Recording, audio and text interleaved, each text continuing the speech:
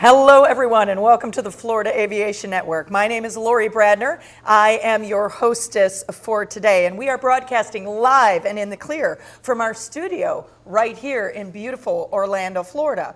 I am absolutely so thrilled and delighted to have our next guest with us. This next guest we consider our resident weatherman, and so I would like to introduce all of you to someone who is no stranger to the Florida Aviation Network, Mr. George Bartuska, soon to be Dr. Bartuska. George, welcome. Thank you. It's great to have you. Thank you, Thank Dr. you Bradner. so much. And you are our resident weatherman when it comes to all things weather here at Florida Aviation Network. And given that we are here in Florida, we just started, we're in the middle of June, so that would be hurricane season for us. That's right. We wanted to have you on to talk to us a little bit about all things weather as it relates to aviation and safety, of course, because safety is our number one goal, but also talk to us a little bit about hurricane season and maybe give us some tips and tricks, and there's nobody better but you to do it. Tips and tricks. And if I don't know, we'll just make it up. Okay, that's good for me too. Okay, good. Well, when we teach ground school and we teach introduction to weather for pilots, we go over certain things because they're going to be tested on it on the FAA test. But we also want to point out things that are totally unique about being on planet Earth. Okay. And I'm going to You move brought over a here. prop. I'm telling you what, Mr. Bartuska is always prepared. I love it. Thank you. So people wonder, why can't we make weather predictions easy? Right. Well, there's a couple things. First off, if the Earth was not tilted and it was straight up and down to the sun, it would make weather forecasting a lot easier. And it's at a 23.5 degree angle, is that correct? It is a 23.5 degree angle. And because of that, the Earth's weather equator has no relationship to the equator we think of when we think of navigation. Okay. The meteorological equator, or what we call the intertropical conversion zone, moves around and has more to do with the angle of the Earth as it faces the sun. Okay. The next thing that's unique to think about is the fact that half of the Earth is the Pacific Ocean. So we literally have half of the world exposing our atmosphere to water vapor, and then that's going to affect all the rest of the planet. That's right. Now, when we want to talk uniquely about hurricanes, one of the things that most people don't realize is that because that intertropical conversion zone or that equator is wiggling around the Earth, especially during July, all the way over through Africa, all the way over to Ethiopia is the origin of a lot of the hurricanes that impact the state of Florida. Inside Ethiopia are mountain ranges that are kind of like knives sticking up in the atmosphere. Think of your hand as a knife. These mountain ranges are all very sharp, and they start disturbances, turbulence in the upper atmosphere, and that tends to pick off and tends to come across the northern part of Africa, and that will come out over the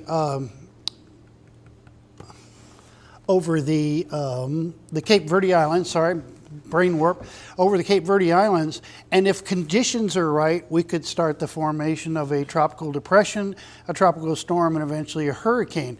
Now, hurricanes can form anytime, but there's got to be some kind of disturbance or trigger to make those happen. Okay. But probably 80% of the hurricanes that affect the United States actually start over Ethiopia, the disturbance comes across Africa, across the continent, gets to the Cape Verde Islands, and then in its travels from there all the way across the North Atlantic Ocean to Florida or the east coast of the United States is the question, will the sea surface temperature be hot enough?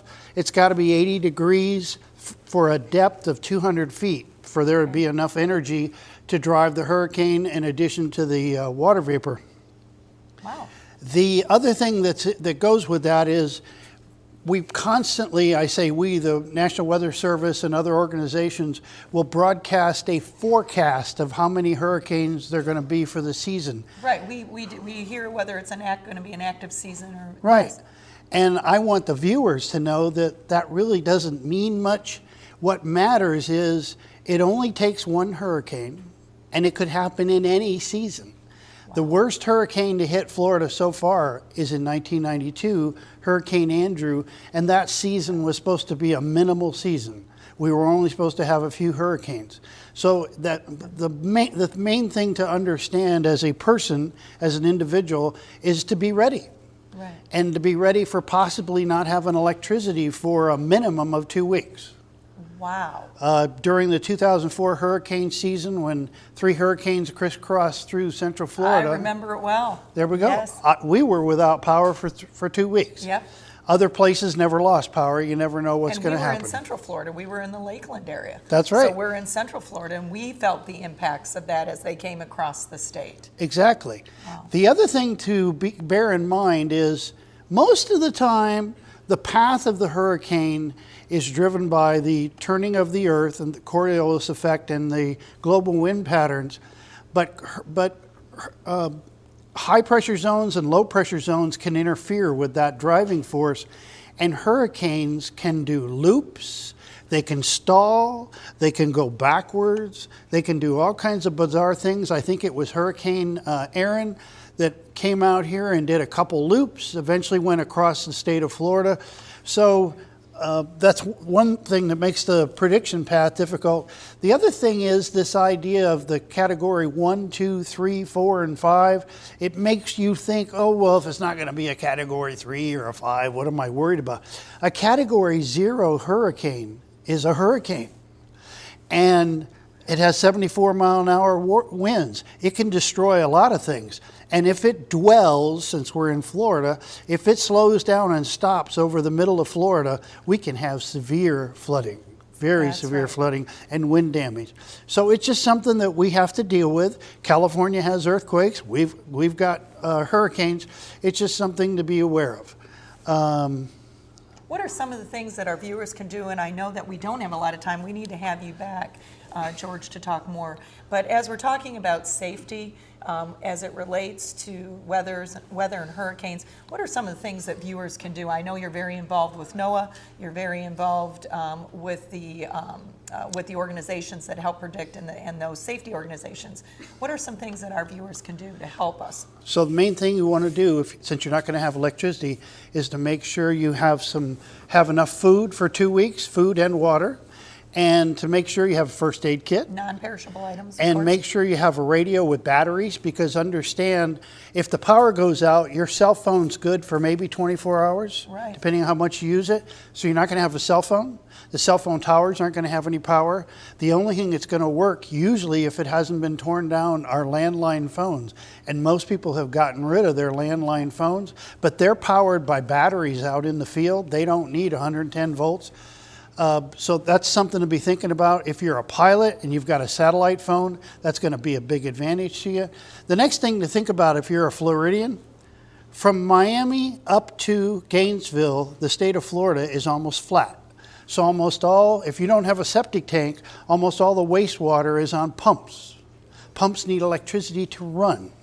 If you don't have electricity, you won't be able to use the bathroom until the power comes back on. Right. So you need to make sure you have some kind of facility. And if you look online, you'll see there's all kinds of things you can make with buckets and various things.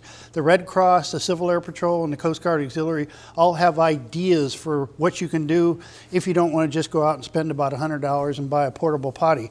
Sounds crazy, but you'll be glad you did it if you need it. So got to be able to eat, got to be able to go to the bathroom, got to be able to communicate if possible, and you got to have a first aid kit. Excellent. Well, I tell you what, Mr. Bartuska, we can't. George, thank you for being with us and talking with us, and thank you for all that you know about the weather and being our resident weatherman here at Florida Aviation Network. Will you come back and talk to us more? I will. You promise? I will. All right. Well, I just want to tell you thank you so much. Again, my name is Lowery Bradner. I'm with the Florida Aviation Network. Want to say thank you again to George Bartuska, our resident weatherman. We want you to be safe this season, most definitely, because, of course, at Florida Aviation Network, safety is always paramount for us. So, without further ado, we will see you next time. Looking forward to our next plane time with the host with the most, and that's Mr. Ben Coleman. And my name is Lowery Bradner. I'm with the Florida Aviation Network.